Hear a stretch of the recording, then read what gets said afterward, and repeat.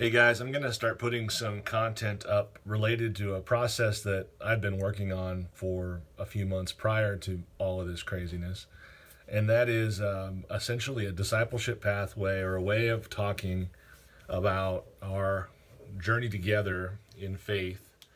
The large picture here has to do with the call at the very beginning of the Bible to rule and subdue by being fruitful, to rule and subdue and being fruitful and multiply, that call to make all things Christ's continues and has never stopped, and that's why we're put on this earth. And we're put on this earth not only to know God, but to make God known.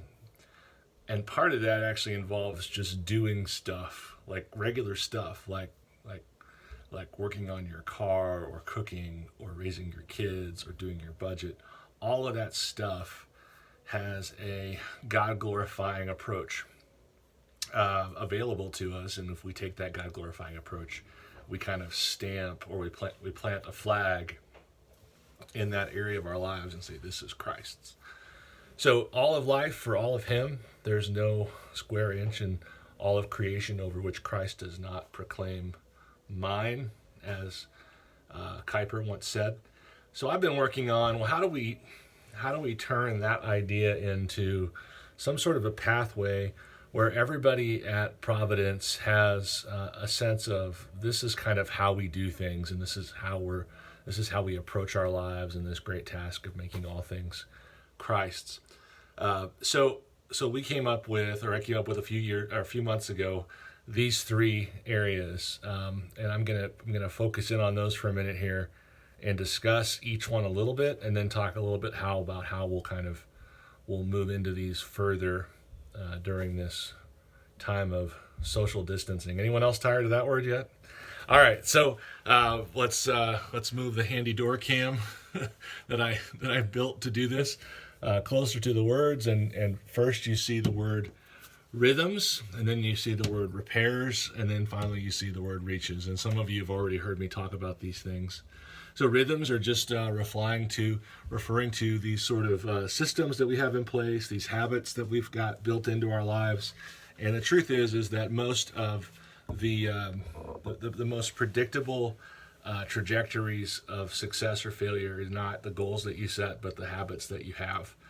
And habits are both things that you do every day, but habits are also people, like the people you spend time with, including TV that you watch and so on and so forth. So these systems wind up actually being the predictor. And if you think about it, most people, especially most people have common goals. Most Christians have common goals, but not all Christians are equally successful. And the reason for that is not because they don't have the right goals. It's because they don't have the right systems, the right strategies and tactics to fulfill those goals. So the Bible speaks very positively about systems and about habits. And so it's a very concerned about this issue of habits and systems, and we're going to talk more about it. But so when we talk about rhythms, we're just meaning things that you do almost second nature. Now, I'm going to actually use a book that is not a Christian book called Atomic Habits to talk about this. And there are things that I like about that book and there are things that I don't. But it's a really good book to discuss the issue of habits. And so I've been working on that this last week. I should have something out by Friday to begin talking about this book. I'll tell you this, it's definitely one I'd recommend. There are caveats and qualifiers I'd put in, but I would add that book to your quarantine reading list as well. I think it's really worth reading. If you do the Audible version, it's 5 hours, and then you can listen to it at 1.5 speed, most of it. So you're really talking about getting that done at least initially in a day.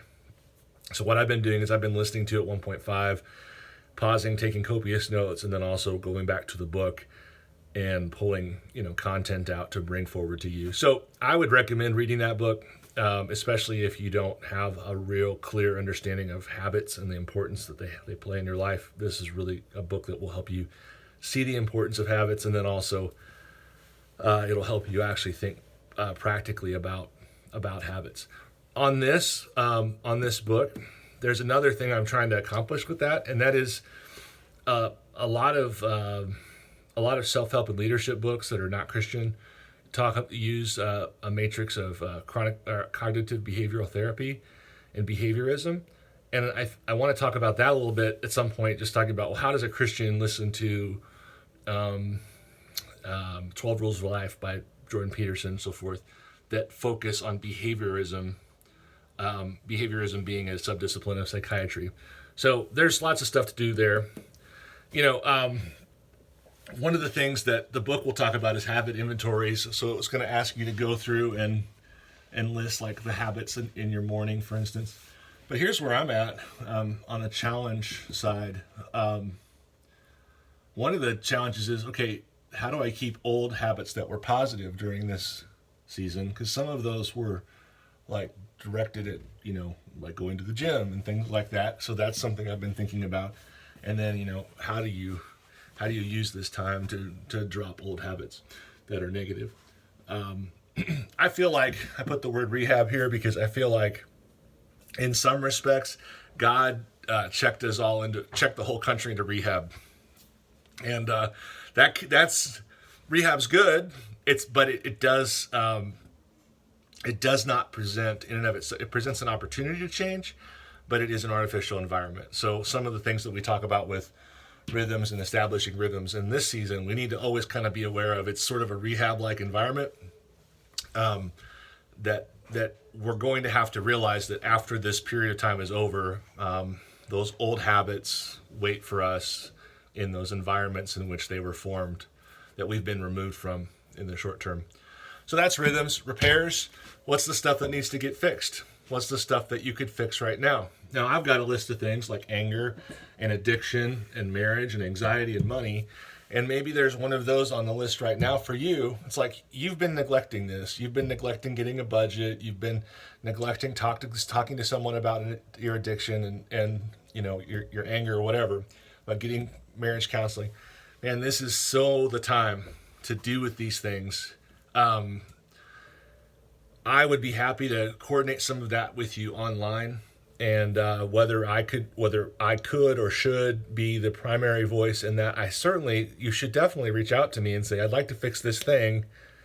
And let me just see if I can point you to stuff and point you to ideas and so on and so forth. So definitely things that need to be repaired are these big things. But there are also other things like a lot of us guys, not just maybe guys, but like I'm like the least flexible human being in the world. So why wouldn't I take this extra time right now to stretch every day? Things like that. I'll go to the gym and move a bunch of heavy weight, but I don't really want to do a push-up or a plank because that's ugh. So maybe I should do those things right now and so on. So it's time to look at your weaknesses and the things that you normally avoid and say, okay, let me take some of these issues head on. And then reaches. Reaches are just those big areas of stretching, and usually these are corporate by nature because if they're big enough for you to accomplish by yourself, they're not big enough. And so the church is usually really keen here to help with to find reaches together. So we had a reach in December. We were trying to raise money for Pakistan, and that was successful. And then we had a reach in January through March, in which we were trying to get the sanctuary remodeled, and that was successful. And we want to be looking for some of these reaches to do together every so often. The next reach that we're going to have is a prayer reach, in which we're going to make an aim to not only pray for the whole neighborhood behind the church there, but also hang 1,000 door hangers on their doors that say, hey, we prayed for you. Text us if there's anything else we can pray for you about. It's not really talking to the people. It's not even actually inviting them to church. It's just literally letting them know that we prayed for them. Just incidentally, I joined our neighborhood app, the neighborhood app for the neighborhood by Providence. Just introduced myself, and lots of people were responsive and interested in talking and so on and so forth. So we know that our neighborhood is our neighborhood. That's the place that God put us. And so we want to say, well, what's the next reach look like? We had originally intended to do Invite Your One. We were all going to have, each one of us invite somebody to church, and that was going to be May 3rd.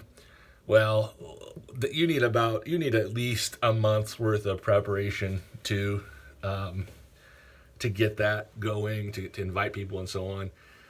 And so there's no way we can do that right now. But we can do the thing we were going to do in the fall, which is this prayer emphasis where we hang 1,000 door hangers on doors, and we pray for our neighborhood. And so you'll hear more about that, but we've got the door hangers in our possession, and we're ready to go with that as soon as it seems wise to do so. So that's what I want to throw at you. Here's what I would recommend you do. I would get a worksheet or just a piece of paper, and I would write these 3 categories down, and I would say rhythms. What are some of the habits that you would like to instill that you don't have right now? This book is going to be real helpful from a behavioralist perspective of like, how do I hack my own brain and behaviors to kind of adopt some of these new habits that I want to. So I would get a list of the rhythms that you've got that you're maybe concerned of losing that are good, and a list of rhythms you would like to instill and increase. I would then maybe look and just sit quietly with the Lord for a little bit and say, guys, is there anything that, I should be thinking about in terms of fixing right now and repairs? And then finally, I just begin praying that for the next big project for our church. This is BHAG.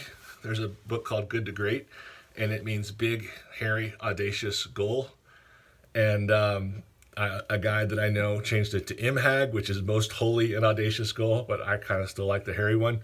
Anyway, either way, no matter how you frame it, the idea is that, one of the great things about being in a body of believers is we get to take on big things together that we couldn't accomplish by ourselves. So here's how I'm approaching this time. I'm looking at everything through these 3 categories. I'm trying to figure out what rhythms I would like to increase or add